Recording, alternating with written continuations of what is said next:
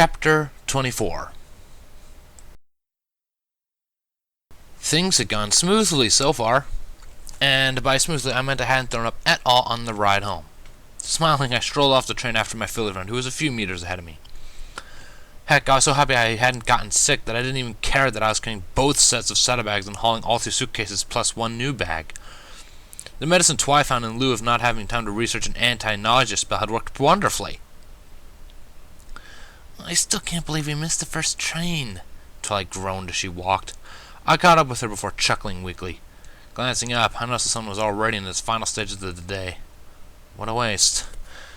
This is what happens when you only have one train on the track at any given moment. No wonder they use Pegasi for most of their transportation needs. You were the one who insisted on getting the extra quills and parchment, I reminded, gesturing behind me to the extra bag that was bounced on the 3 suitcases I was already hooked up to. Twilight flattened her ears back before finally giving in and snickering. I know. Still, the prices are better in bulk, and I can never go to quills and sofas without them trying to sell me a sofa, too. I have enough sofas, she defended, giving me a playful smirk. I nodded and smiled back, a soft and warm sensation drifting into my chest. It felt so strange to be walking so casually right next to her, but definitely in a good way. Twilight stopped and turned back to face me after we cleared the train platform. Alright then. Are we set for the plan? You get the luggage and saddlebags back home and wait for a little bit. I'll go to talk to Rarity and get her calmed down, and then both of us will wait for you. All 3 of us need to talk about this, she reiterated calmly. It was indeed a good plan. I liked the part where I didn't talk to her first this time and make an idiot of myself. I nodded and smiled to her. No problem. How long do you want me to wait? I asked, just to be on the safe side. Twilight pondered for a moment before shrugging and offering, 20 or 30 minutes should be plenty of time. If you're a little late, Rarity and I will just have tea or something. I idly considered that Rarity might not be very comfortable with that arrangement, but Twilight had been friends with her for a long time. Maybe I was underestimating that? Alright, I'll drop these off, wait 20 minutes or so, and then wander over to join you. I agreed, once again happy that she was such a prepared and organized mare. It also only involved me having skill enough to walk short distances without dying. Thus, it was a really good plan. Twilight smiled as well, apparently my extreme positive aura rubbing off on her. Okay then, see you in a few, she tacked on before turning again and heading towards the Carousel Boutique.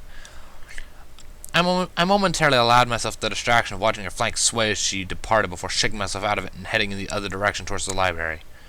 Yep, still mail. Hauling the extremely large amount of luggage definitely got me a few stares. This time, however, quite a few shocked stares turned into friendly smiles and waves as I passed, letting me return them. I guess I was moving past my outcast reputation. I caught a glimpse of Lyra and Bonbon near the park.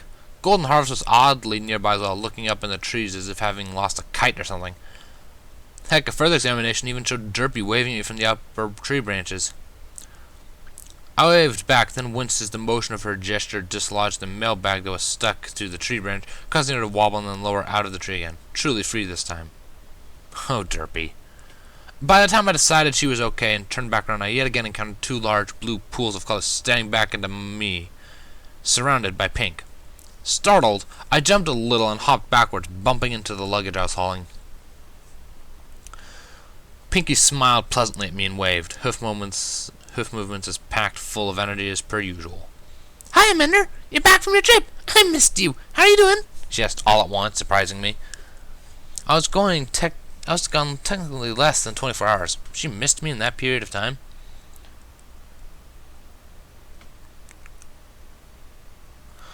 It was, well, eventful. I got arrested and then released by Twilight's brother's shining armor. Then I got drafted into being a stage whiff. Oh, and then I ended up surfing across the ballroom on a flying chandelier, trying not to catch fire. I summarized, bumping my right hoof along my held up left as I continued with imaginary fingers. Oddly, Pinky seemed to somehow understand the gesture. Wow! I missed so much! That sounds like fun! And you got to meet Shiny! He's really nice, she chirped, nodding enthusiastically. Well, I'm glad that's the important thing she pulled from those statements. I snickered and nodded as well, enjoying the mayor's outlook on things regardless. I agree. He didn't seem to have a problem with me seeing Twilight either. I noted, exhaling gently in long past relief. It was still nice to realize. Now I just had to make a good impression for her parents for whenever that would happen. Pinky gave a little spin and sway in place, apparently venting the perpetual energy her body generated in the only way she knew how. I began to understand how she could eat so much, just considering the sheer amount of calories her body must burn through releasing whatever cosmic energy fuels her on a daily basis.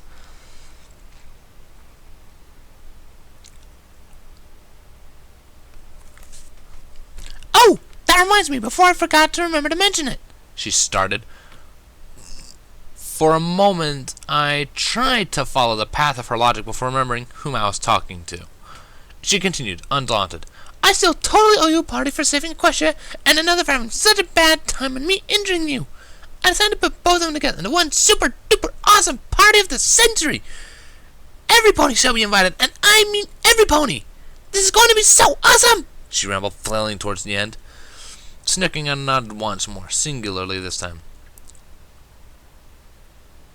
Do you think you could invite Vinyl Scratch as well? Oh, and send an invite out to Octavian Candlelight? I requested politely. Pinky's eyes bugged out as she stared at me intensely. For the briefest moment, I wondered if I'd offended the pink mare, and slowly lowered my ears. Oh, wow! You have requested guests? This is so awesome! Vinyl is so cool and plays such amazing music. If you're her friend, maybe she'll even play for the party. Oh, and Octavia, as in the Royal Orchestral Cellist. You met a lot of fun ponies in Candlelight, Pinky finally squealed, allowing me a sigh of relief. I didn't want to think about what an angry, vengeful Pinkie Pie looked like, that was for sure. Yeah, they were both at the party. Octavia wanted to come visit, and Vinyl already said she might like to play at the party. I'm feeling a bit more relaxed now. Pinky double gasped.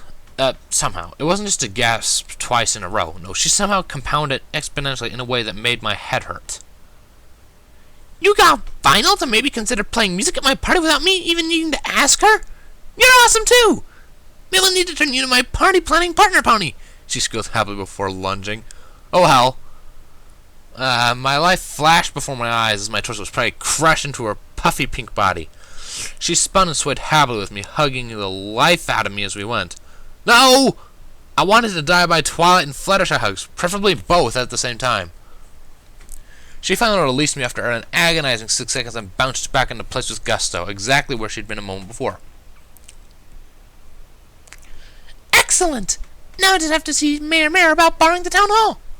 This is going to be so super cool! She gushed, thankfully not asking me anything as I reeled from her prior assault. Wait, why the main hall? What do you need the main hall for? I inquired shakily once my brain felt like it had stopped vibrating. Any one of our houses couldn't possibly hope to contain a party of this magnitude. Just trying to might cause a funplosion.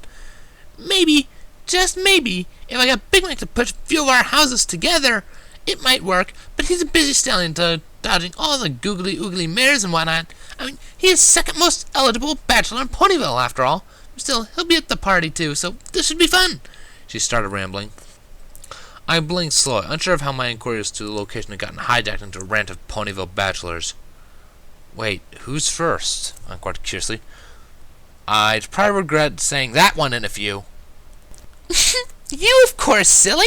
She squealed, hopping into the end, flinging her hooves around her. Another slow blink. That didn't compute at all. But, I'm not single, I refuted, extremely confused now. Oh, you can't date any pony, silly. Single agents can't date. They just have steamy romances and liaisons, Pinky corrected, adding a low growl and a wink onto the end. I went from confused to flustered and backing up almost instantly, more than a little leery of sudden advances at the moment. Pinky, staying true to herself, burst into laughter and wobbled happily. Regardless of her mirth and obvious jest, several nearby mares started whispering to each other rapidly. Damn it! What are you talking about, Pinky? I asked, glaring at the mirthful pink mare. She gave an exaggerated wink in return, adding, Oh, I know. You're not a secret agent. I'll shush. Some of the way she said didn't help at all, and I started hearing giggling alongside the whispers. Shifting my attention, I shot an angry expression towards whom I now identified as Lily, one of the 3 flower mares. She giggled even more whimsically when noticing my attention and also gave me a wink, earning an exasperated sigh. They were screwing with me. They were all doing this on purpose.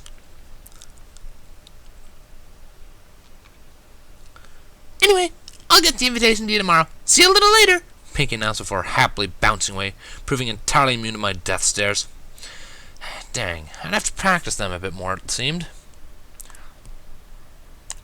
Exhaling, I stood back up and shifted my balance back into hauling position. The 3 suitcases weren't that heavy and had the benefit of wheels, but I still didn't want to pull anything, or trip or garrot myself, of course. After a few more minutes of casual walking, keeping my pace steady and actually enjoying the exercise, I made it to the town square. A bead of sweat drifted off my brow, and I gave out flicks eyes to dispel it. The side of the treehouse on the other side of the square looked appealing indeed.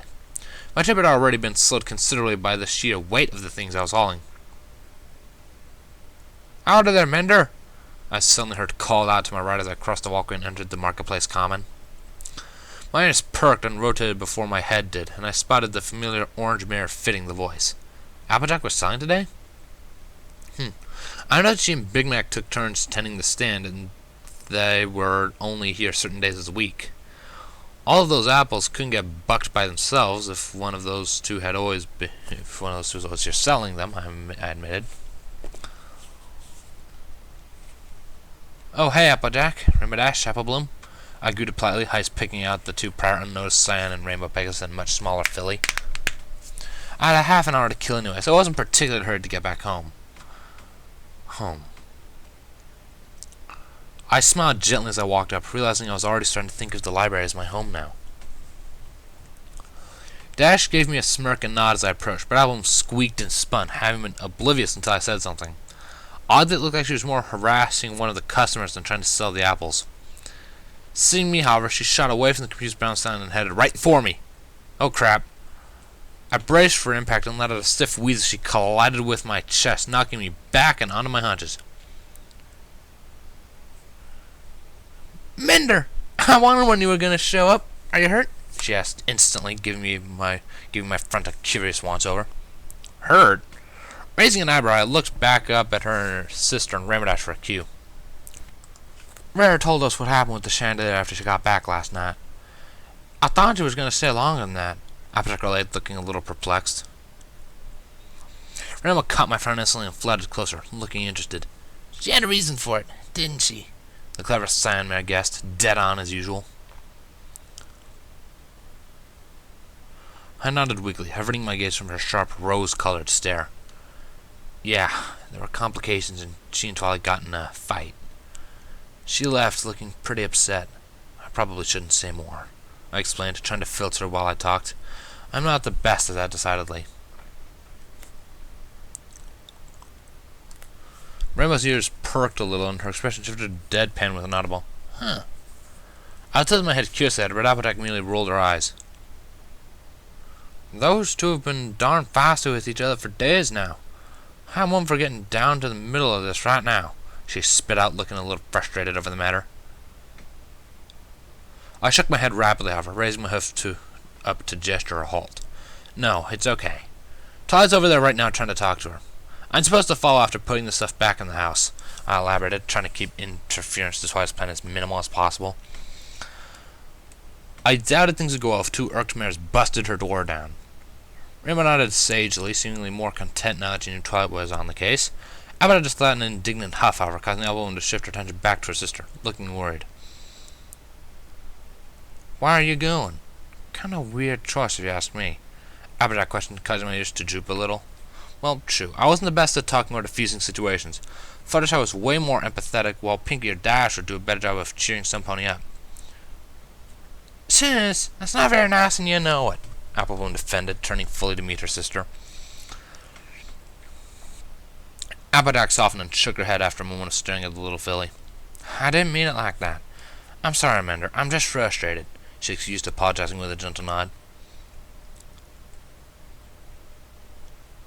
I shook my head, however, assuring, "No, you're right, of course. I'm not the best at the whole talking thing. I tend to do stupid things socially. Even if this isn't directly my fault, I still feel badly over what happened. So you're right, I'm not going there to help, but because I'm involved." Oh, does that involve the chandelier thing? That has Mender accent written all over it, Rainbow asked, suddenly smirking. I had felt the distinct heat push into my cheeks as I exhaled, looking away from her again. Abaddon snorted, however. I seem to remember you did a real number on a statue at the gala that one year, the farmer reminded with a smirk. Predictably, Rainbow shifted from mirthful to defensive in less than a heartbeat, turning to glare at her friend. Hey, I was trying to save some pony too, she defended, looking more than a little guilty about doing so. I decided that I probably shouldn't ask.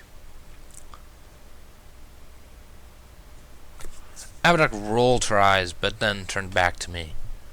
If it's involving you specifically, and it's between Rare and Toi, I have a feeling I know what happened, she reasoned, before stepping considerably closer and whispering, Rarity confessed, didn't she? Her mother's eyes widened, her being close enough to hear it as well. I let out a sudden gasp of understanding and asked, Oh my! For true? Rarity has feelings for you? Blushing, I sighed and nodded, not really feeling like lying to the elements of honesty and loyalty, not to mention an adorable, innocent filly who implicitly trusted me for some reason. Whoa! I'm surprised Todd isn't in rage mode, Rainbow admitted, looking more than a little shocked. Abaddon smiled at that and shook her head, however. They've been friends for a long time. I think Rarity knew she overstepped her bounds and Todd's been rightly forgiven, she pointed out, actually sounding pleased by the way things were turning out. Although I suppose Twilight hasn't blown up Ponyville yet, so things are indeed going well. Abaddon watched me carefully for a few more seconds, and I shifted uncomfortably. Rainbow's ears twitched and she frowned, before glancing back over at Applejack as well. You're making me feel awkward, Applejack. Good grief, what's up? She asked a moment later, pseudo-defending me. Wait, that reminded me. Wasn't something I was supposed to be remembering? Damn it, now I was thinking in Pinky. The orange country mare rolled her eyes and shook her head. I was just curious as to how Mender felt about her. I've not seen any hint that he likes her like that, is all, she explained, looking back up at me curiously. Sighing, I looked down from her for a moment, considering her question. She knew already what my answer was going to be in all likelihood. Did she really feel the need to actually ask?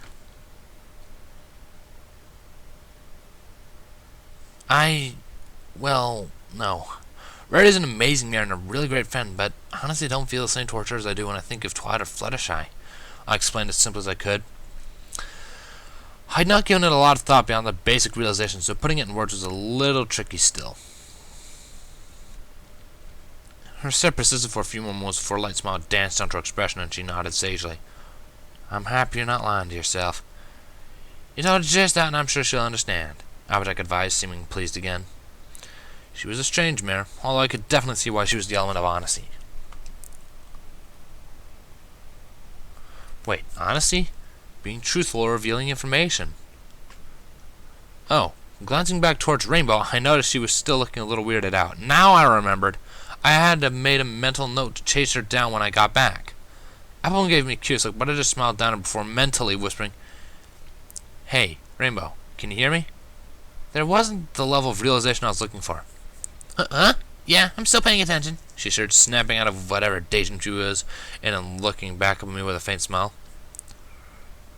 Well, that's good, I guess. You got something to say? Applejack inquired, turning back around again from her stand.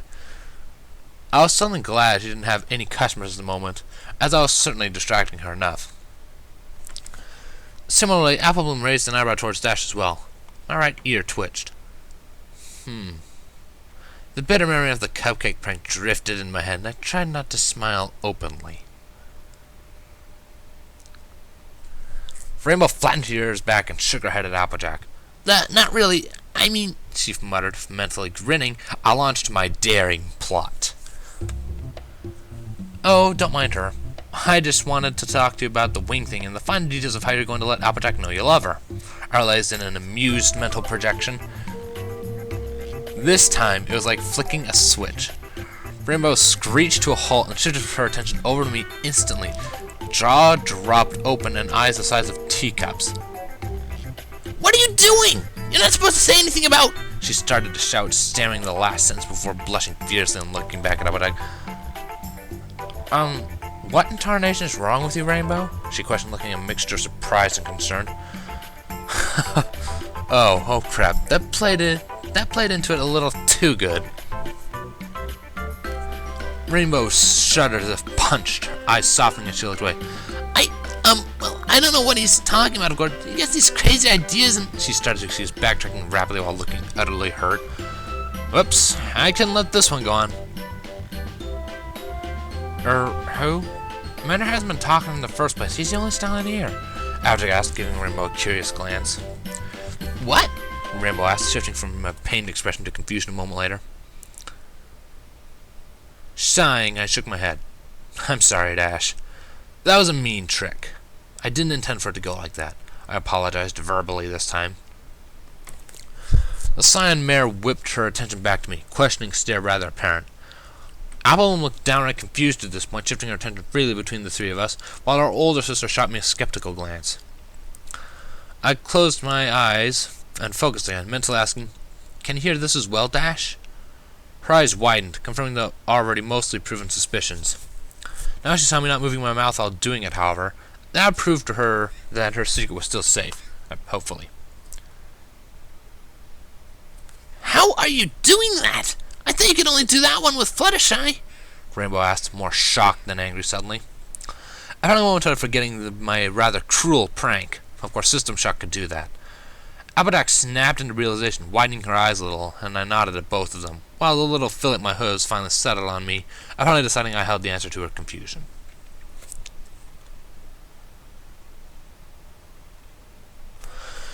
Till I figured out what caused me to link with Fluttershy like that. I was going to track you down today when I got back, but I guess you saved me the time. In testing one of her theories, she also accidentally enabled the link for you as well.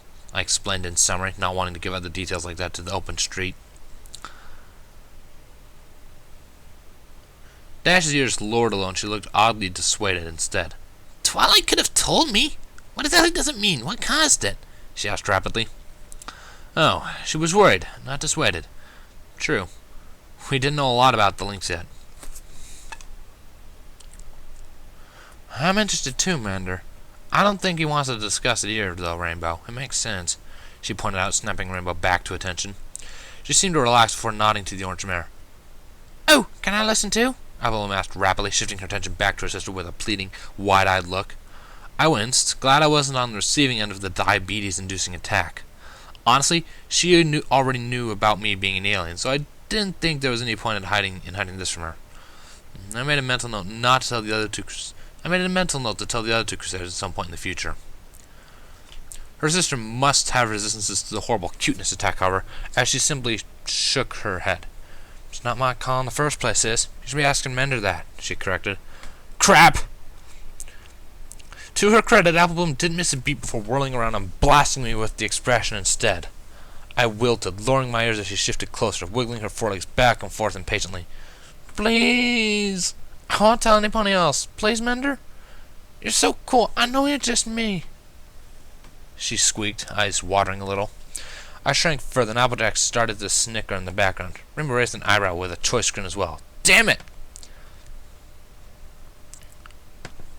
I knew better than to hold her to absolutely no pony, however. Fine. As long as you keep it a treasured Cutie Crusader secret, I requested, earning a shocked yet eager expression from the little filly. She'd undoubtedly tell Sweetie and Scootaloo anyway, so I might as well give her permission to. Besides, they would know regardless. Oh, of course. Only Sweetie and Scootaloo will know, and I'll swear 'em to secrecy the same, she assured, hopping gently up and down while promising. I nodded softly and smiled at her, my just heating up a little as I watched her absolutely adorable expression. Alright, then, you can listen too, when the time comes, I assured. Oh, my poor heart. Too much exposure to these fillies might make it explode, I noted. Yay! She cheered, spinning in a circle before prancing back to her sister, who looked absolutely amused at this point. Odd that I'd seen that expression on her before, if I remembered correctly. I repeat, you're darn good with foals. I think you're going to be a great daddy one day, I would have complimented soon after. Oh yeah, now I remembered why I'd seen that expression before. Further, I now wished I hadn't. Blushing yet again, I looked away from them, finally earning a straight-out laugh from Rainbow. She was probably silently recovering from the rather scary prank that was accidentally a lot worse than intended. Heck, I'm barely making any sales anyway. Let's get inside the library to talk, Applejack offered a moment later, smiling instead and nodding towards me absently. Oh, okay. That's our thought keeps, them, anyway. I'll show you when we get inside, I assured after earning a strange look from Rainbow. Applejack nodded and turned back around to her stand before shouting out, "Last chance for Applesay! I'm closing up early!" Smiling, I nodded and slowly hauled my baggage up closer to the stand before sitting again and watching a small crowd of ponies rapidly approach. "Them?" Rainbow whispered, drifting closer to me as Applejack drew all of the attention.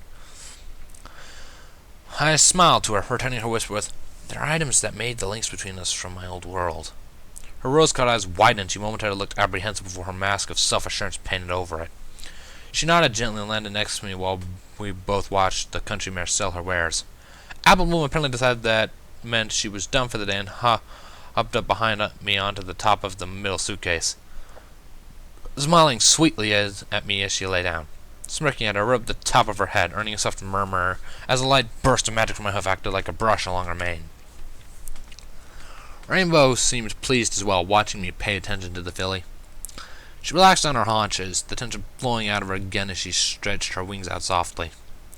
I watched with interest for a moment, seeing the muscles along her upper back flex and shift with each movement of her wings.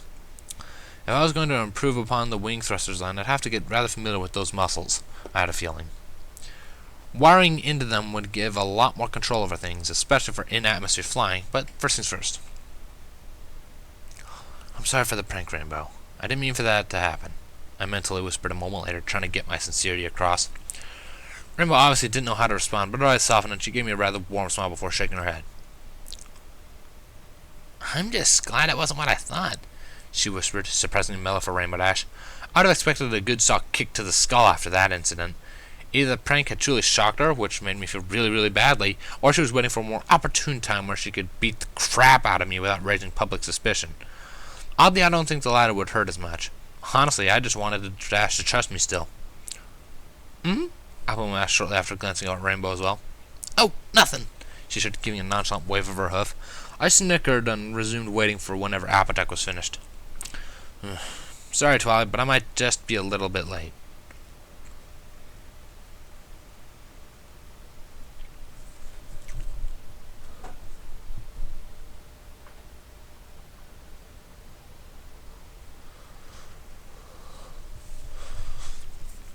Applejack stared curiously at the discs I spread out on the table. Rainbow had picked hers up almost immediately and was flipping it around in her hooves. "This is so weird! This is totally my cutie mark!" she exclaimed, looking fascinated. As I predicted, it didn't do a thing when she picked it up.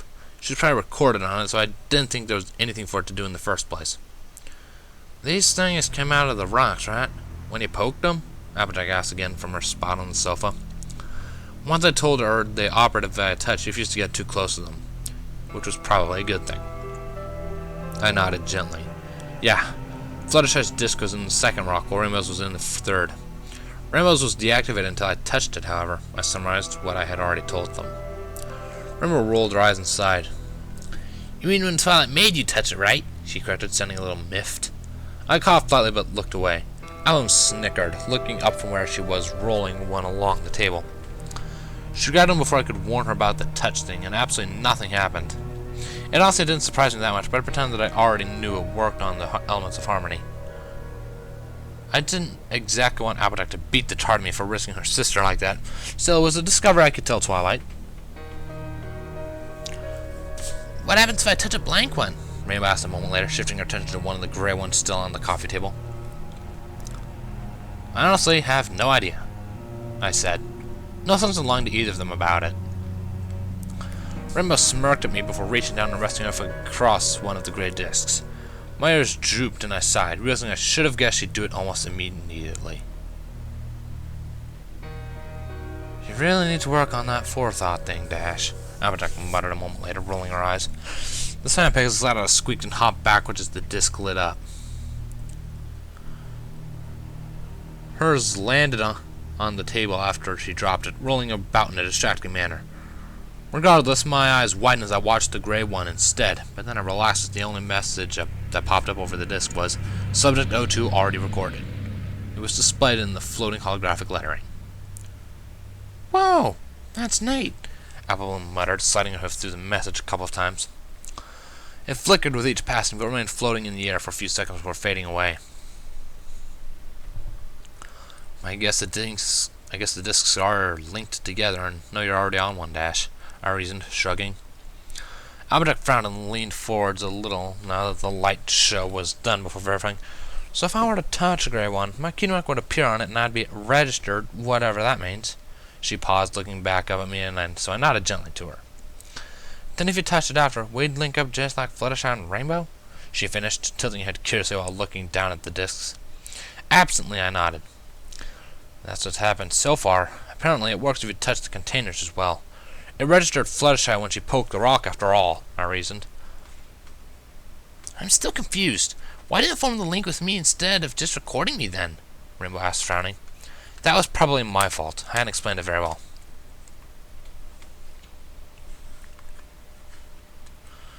Fluttershy touched it, and then I touched it when it was still connected to the rock. You touched it after Fluttershy chowed free of the main container. Apparently it doesn't need a connection to register you, but it does need a connection to hook me up to the disc, I offered. Rainbow exhaled weakly, blowing her bangs up into the air a little before nodding. So, kinda because by the time I touched the rocks it was already cut free by Twilight? Well, that was a far easier way of saying it. I blushed and nodded, a little embarrassed over my own awkwardness. Note to self, still not so great at the talking thing. Applebloom hopped away from the table and onto the couch a second later. Glancing her way, I saw one of the glowing discs in her mouth instead. Wait, what? My eyes widened as I looked back at the table, only to find Dash's discarded disc missing.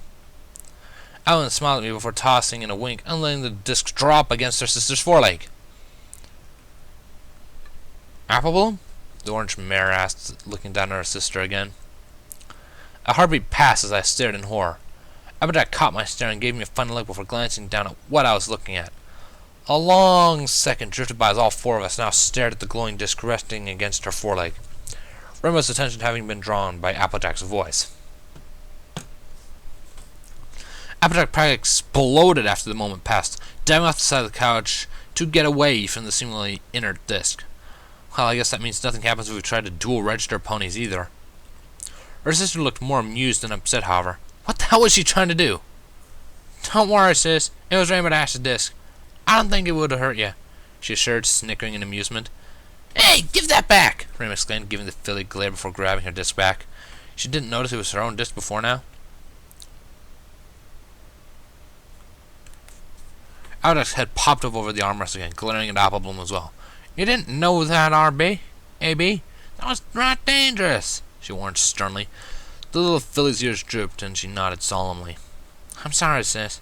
I just thought the worst that would have happened is you would just link up with Rainbow instead, she professed, causing me to momentarily snicker. Rainbow probably wouldn't be nearly as upset about that. Although as much basis as that guess had, I seriously doubted that would be possible. I called it correctly when I noticed Rainbow's blush. I would have considered for a moment before shrugging. I suppose you're right. That wouldn't be so bad, she agreed. What? Her reply hit me like an avalanche, flattening my ears back and causing my mouth to drop open a little of its own accord. If she thought what I thought she did there, wincing, I tried to flatten out my expression as best as I could. Dash had been looking at me at the time to avoid Applejack's gaze and now raised her eyebrows, but I steadied my expression before the country mare herself looked my way. What's all involved in this Lincoln business, speaking of? She asked politely a moment later. I searched her expression carefully, silently cursing my lack of social skills. The only thing I managed to get from her slightly raised eyebrow and reasonably deadpan features was that she was either mildly curious or concerned. Maybe she hadn't intended that to be as harsh as it sounded then? You okay, Mender? Rainbow asked suspiciously, drawing both the other females' attentions. Snapping out of my thoughts, I nodded rapidly. Oh yeah, sorry. The only thing we know about them right now is they share a mild empathy link at close distances and a telepathic link when even closer, I explained casually. Tell her what? Applebloom questioned, snapping her attention back to me almost instantly with a large, curious stare. Telepathy. It means I can talk in Rainbow's head without any pony else hearing it. Empathy means she can feel some of my emotions, I elaborated, smiling warmly at the filly. As upset as I let myself get sometimes, nothing cheered me up more than a pure dose of adorable. Applebloom was dang good at those. Just like Sweetie Belle and Fluttershy. By being a filly, did that mean Scootaloo was also good at them? And truly, I hadn't hung out with her enough to know for sure. Rainbow still eyed me suspiciously, but Applejack nodded and further questioned, "You don't know if it has any other effects then, right? Or why you're the one to get the links?" Raising my head back up, I shook it wearily, adding, "No, I don't have an answer to either of those." Tot wanted to look into it more tonight, so she might have more information for you by tomorrow. Dicey's stabbing sensation was due to a dull ache. It made sense that she didn't want the link with me and would rather it be Rainbow. That didn't necessarily mean she didn't like me, right? Do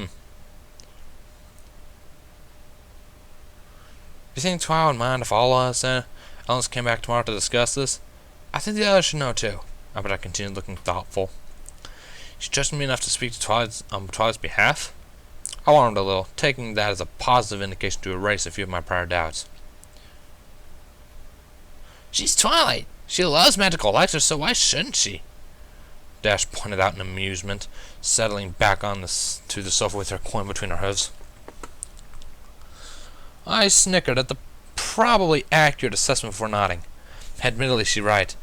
Twilight doesn't want to hide the information from you girls. She should have found out about it the night before last, like I did, I assured, smiling at Applejack. The orange mare seemed to relax a little and nodded to me, apparently relieved that nothing was being hidden from her. I also been working on blocking, or at least pushing out the connection. It only works automatically at extremely close ranges now, I added, aiming that one at Rainbow instead. She stared at me for a moment before puffing out a bit of air from her lips, blowing her bangs up in a mild expression of what felt like apathy. I'm not really worried, Mender. I know you can keep my secrets, and you've kind of already shown that you respect my privacy, she reminded, earning herself a blank stare. Huh? When did I do that? Applejack gave her a quizzical glance as well. Applebloom didn't appear to be paying attention and was instead playing with Fluttershy's disc on the table. The Cyan Mare sighed a moment later before explaining, "Remember when we crashed and you helped me get untangled?" "Oh!" I blushed and nodded, coughing lightly and looking away. "He kind of had me in a compromising position, but he only helped me get free rather than sneak a peek, so he's totally cool in my book," she elaborated for me, thankfully bulldozing over the conversation that it accompanied. That was the first time I realized Rainbow liked stallions, too. Although technically that wasn't entirely accurate. She never said specifically that she liked mares, if I recall. She only said that she liked Applejack. Applejack sexual, then? Eh. Applejack herself snapped me out of my contemplation with a light chuckle. I figured, really. I guess he really does only have eyes for Twilight and Flutters, she agreed, smirking towards me in a rather uncomfortable, knowing manner. Hey, looking at her like that was an accident. Admittedly, I like her like that too, but I already told her we move at her pace. I defended, not at all comfortable with the insinuations. I was glad Applebloom wasn't paying attention after all. It was Dash's turn to laugh. "I figured you two hadn't done anything yet." "Disappointed?" she inquired, wiggling her eyebrows a moment later. Applejack rolled her eyes at the same time. I scoffed, glaring at the Cyan Mare. She was certainly blunt. I'd forgotten how matter-of-factly she could talk sometimes. "No, I'm managing myself well enough," I groaned, just wishing they'd shift the topic again. "Sure you are," she continued, agreeing with an exaggerated wink. Ugh.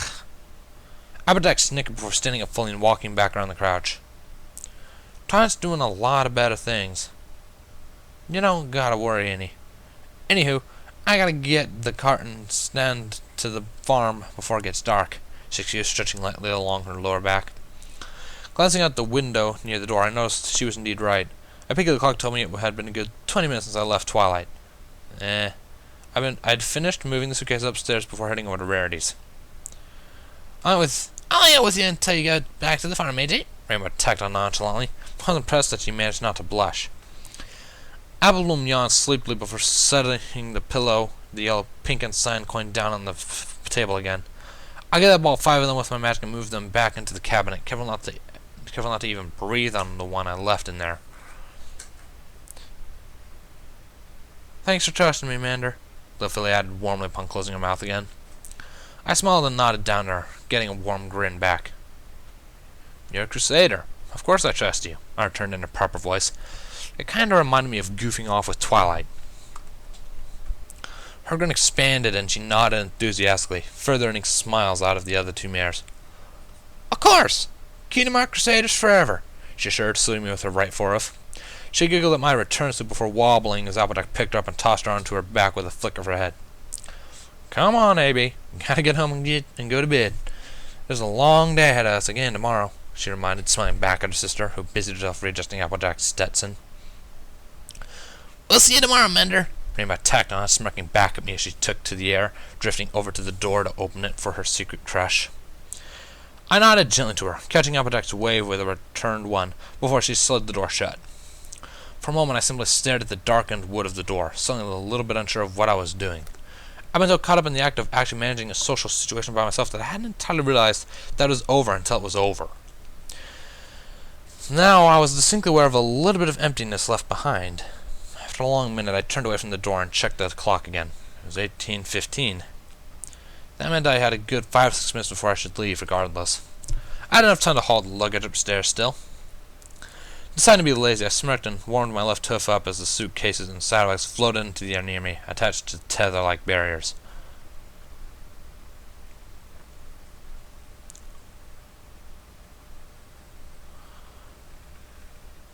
Twilight had decidedly overpacked.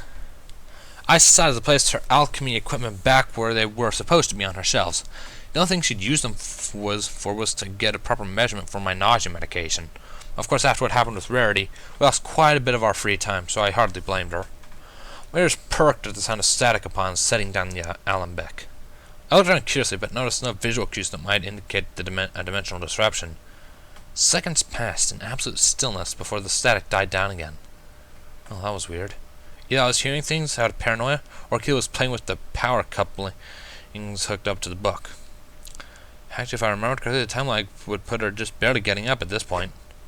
Pushing the distraction out of my head, I peeked up at the clock once more, probably for the 7th time in 5 minutes. 20 after. I decided to give them the full half an hour just to be sure, of course. That only made sense. It gives I had extra time to try to reason with Rarity, right? I shifted back and forth with my hooves. Damn it, what would I even say to her? Now I thought more about it, what Applejack said just felt insensitive. Another minute ticked by as I idled. Her books were returned to the private shelves in pristine alphabetical order, and most of her instruments were put away. I didn't dare touch the clothes she brought along, of course. Maybe I was trying to be too helpful.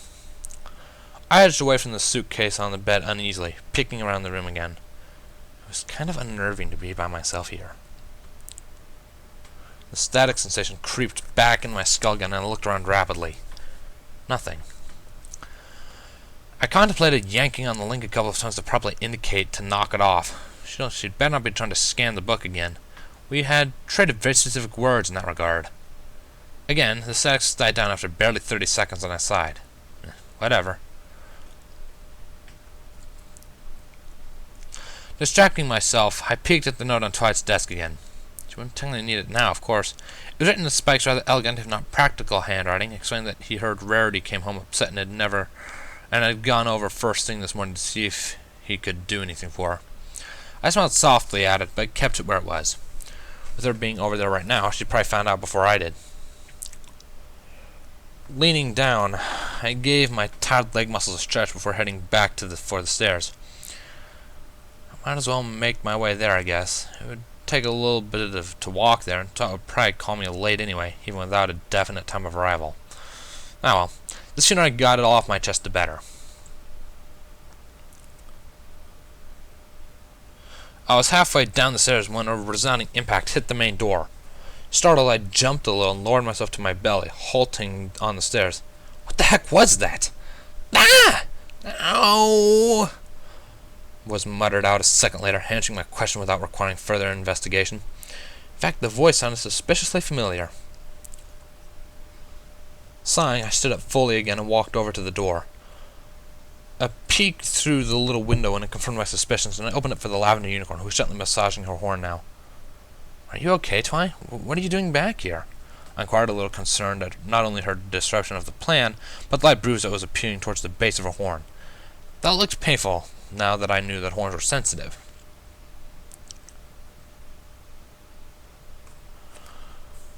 She winced and looked back at me, eyes softening in the dim light the room released. Ow! Yeah, I'm fine. I was thinking of myself and not paying as much attention as I should have, she muttered, looking down and away from me with a hinting of a blush forming on her cheeks. I smiled, but didn't rub it in any further. Besides, she was cute when embarrassed.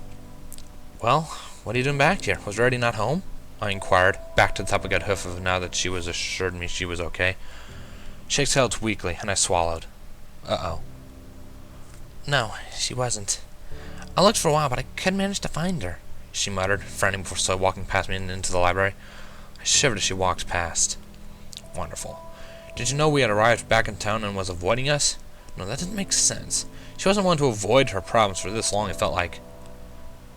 Maybe she was just visiting somebody for a bit to talk? It made sense that she was upset about it. Fluttershy, maybe? So I probably already thought of that, though.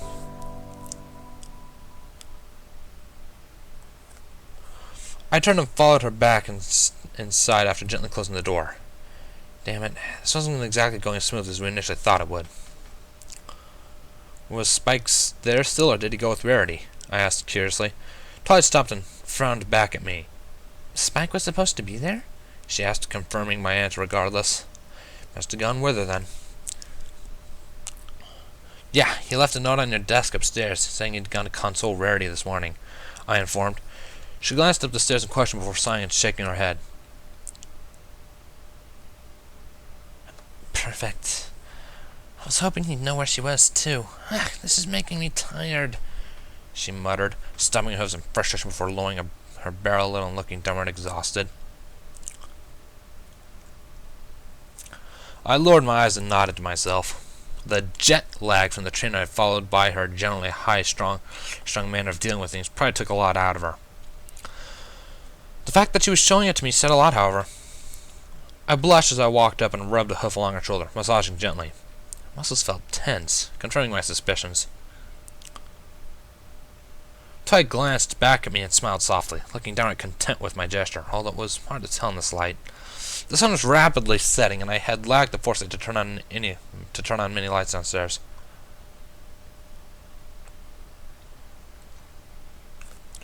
You're so kind to me. Thank you, Mender. Sometimes I worry I don't appreciate you nearly enough, she muttered before resting her cheeks against my hoof. I momentarily worried that such a stretch might be painful to her stiff neck muscles, but she didn't seem to mind it all that much. I felt my cheeks heat up again and shook my head in denial. You're amazing, Twilight. You don't need to worry about anything, I assured quietly. Everything with Rarity had shaken her up a little more than she let on. Of course, if how she acted on the train was any indication, she had been thinking a lot about it a lot more than she let on.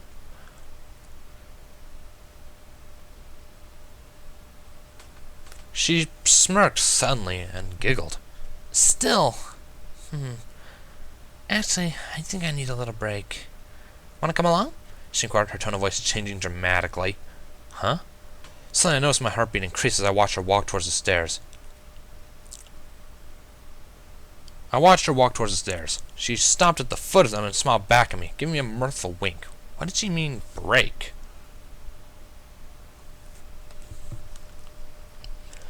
Come on, Mender. I want to experiment a little bit to help me relax, she murmured, swishing her tail in my direction playfully. The heat magnified in my face as my heartbeat increased again, followed by a painful swallow. Now? Of all time, she wanted to do that kind of stuff now? Was she afraid Rarity might steal me away or something? Twilight, is this what she said about on the train ride? I told you, I'm alright with waiting, I asked hesitantly, following her along after her, if not to simply keep up. She paused momentarily and said before giving me a soft smile backwards. I know what you said. I have been thinking about it a lot, but I want this. It'll just be a little bit of fun, okay? She offered, hesitating. I frowned at her and tried to search her expression. She was bothered by what Rarity said. I should have figured as much. What was she going to do, though? Hesitantly, I took another couple steps. She took a slow step forward as a confirmation, apparently, and continued up the stairs. A definitely noticeable sway to her flanks with each step now. What was she doing? My mind sputtered as I couldn't move my eyes off her tail. It would sway in the opposite direction of her hips with each slight movement, still covering everything, but acting extremely teasing as well. Scrunching my eyes shut, I fought back the heat and promptly almost tripped on one of the steps. No, she probably just wanted to kiss a little. If she knew I was staring at her flank, I'd probably be sent back down the stairs in a rather abrupt manner. There you are. Get lost? She finally teased as I rounded the top of the stairs and looked over at her. My breath caught in my throat as I watched her lazily spread her long forearm on the mattress, demurely looking up and down my body before gesturing for me to approach. Oh hell, what was she doing?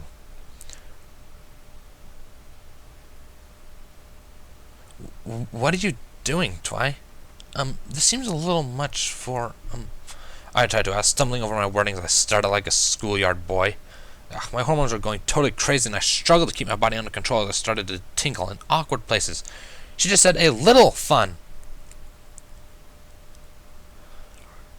I'd want to show you how much you're really appreciated, silly. I really love you, you know. Oh, so much, she muttered, snicking at my locking up all of a meter of way. Love? I swallowed and shivered, totally taken off guard by the sudden change in approach. It was something she read. It had to be. Rarity wouldn't have suggested she act like this, would she? She saw something or other today, or at some point, and it must have caused her to panic and think she was doing something wrong. That meant it was practically my obligation to explain things to her and assure her that she was indeed okay, right? I shook my head, stopping my advance despite my body's complaints. Twilight, relax. This is something you've read about, isn't it? You don't need to do this. I'm ecstatic that you feel that strongly about it, but you don't need to push yourself, I tried to explain, ignoring my body's shivers. She snickered and just looked more amused before leaning forward and pulling me closer to her. You're such the gentle, she returned before pulling my head forwards. Oh crap. The kiss was a lot rougher and more needy than what I had been used to prior. She practically attacked my mouth, slipping her tongue inside and smiling against my lips as I shuddered. Her heat was absolutely intense as she pulled me against her chest, my back end still hanging off the side of the bed. She moaned lightly into the kiss a moment later as I hesitantly returned to push against her mouth with my own. She broke the kiss a moment later, and I frowned, wondering if I had done it wrong. Wait, why were we doing this in the first place? A thin line of saliva connected our lips still, and she surprised me by licking along mine slowly, gathering it up with her tongue before pulling it back into her mouth. Whoa. Good boy. I knew you'd change your mind, she muttered, looking content with her eyes half-lidded. I stared at her in surprise, my brain sputtering. She leaned back more, giving me a gentle tug to gesture to get up on the bed with her fully, lips curling into a rather heated smile. I froze and stared. Wait. After a moment, she frowned and tilted her head at me, asking, Why stop now? I know you don't want to. A cold sensation drifted through my body as I suddenly understood. Everything clicked into place at the same time. My left hoof activated, suddenly coating the blankets under her with my magic. She frowned for a split second before I whipped the blankets up with my hoofs. She let out a startled yelp as the fabric came alive, tightly wrapping around her and hauling her into the air like a possessed cocoon. After she finished 3 rotations, wrapping her up tightly, I smashed her into the wall as hard as I could, glaring as her head skipped off the rough wood.